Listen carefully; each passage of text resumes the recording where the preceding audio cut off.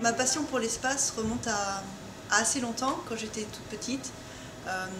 Plusieurs personnes dans ma famille avaient des télescopes ou des lunettes, et donc je regardais le ciel la nuit, les étoiles, et donc j'ai toujours trouvé ça passionnant et merveilleux. Et donc plus tard, en faisant mes études, j'ai essayé de faire des choix qui me permettaient de rester un peu en contact avec cette passion, jusqu'à la fin de mes études où, en fait, après mon diplôme d'ingénieur généraliste, j'ai pu faire un stage à l'Agence spatiale européenne.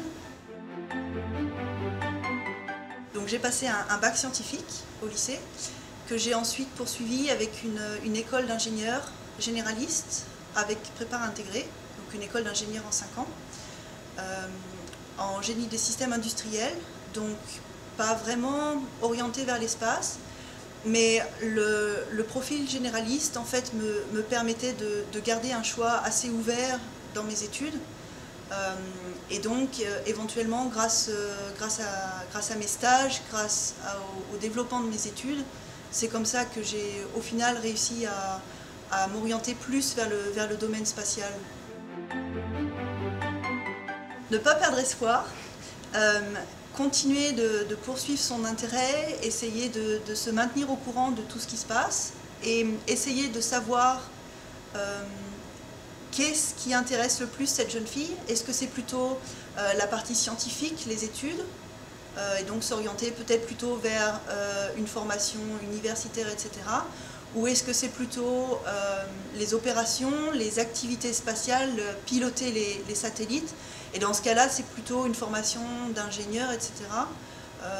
Je pense que les profils généralistes, peut-être, sont plus intéressants dans le sens où ça donne un panel de possibilités un peu plus ouvert pour plus tard se diriger vers quelque chose où en fait un profil généraliste est assez polyvalent, est important.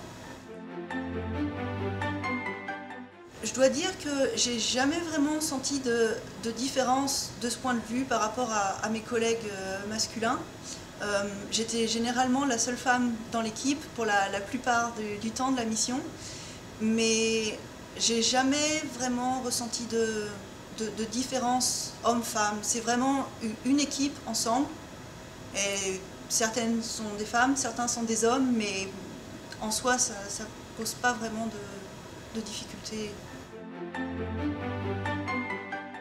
Rosetta est une mission interplanétaire de l'Agence spatiale européenne qui, après 10 ans de croisière interplanétaire, se charge d'observer un noyau cométaire, la comète Churyumov-Gerasimenko, depuis de grandes distances du Soleil, quand la comète est encore calme et inactive, jusqu'au moment où la comète se rapproche au plus près du Soleil, devient active et développe une coma et une queue, et ensuite, plus tard, s'éloigne à nouveau du Soleil et de nouveau redevient calme et tranquille. Et donc, Rosetta observe tout ce développement de la comète, et c'est une grande première parce qu'en fait, aucune mission n'a encore réussi à rester et à observer vraiment le développement d'une comète et la façon dont ces corps se comportent dans l'espace.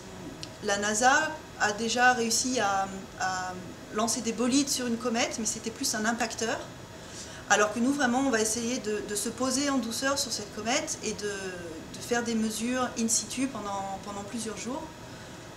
Donc c'est vrai que c'est vraiment la cerise sur le gâteau de Rosetta.